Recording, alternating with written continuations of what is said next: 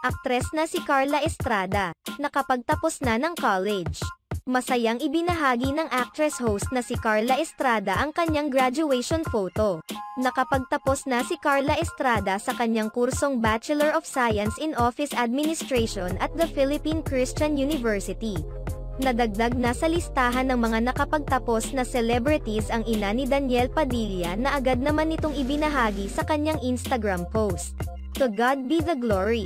Develop a passion in learning, you will never cease to grow.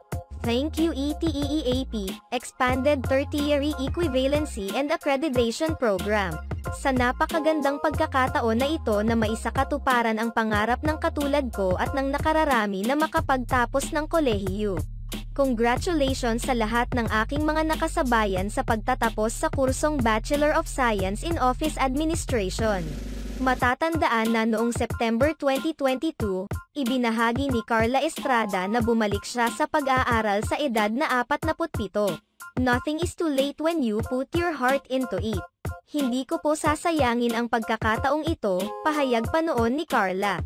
Samantala, ini-encourage naman ni Carla Estrada ang iba pang mga ina na nagnanais pa ring ipagpatuloy ang kanilang pag-aaral para maabot ang kanilang mga pinapangarap. Kaya sa mga gusto pang magpatuloy ng pag-aaral sa kolehiyo at makakuha ng degree, hindi pa po huli ang lahat. Laban tayo para sa mas magandang kinabukasan.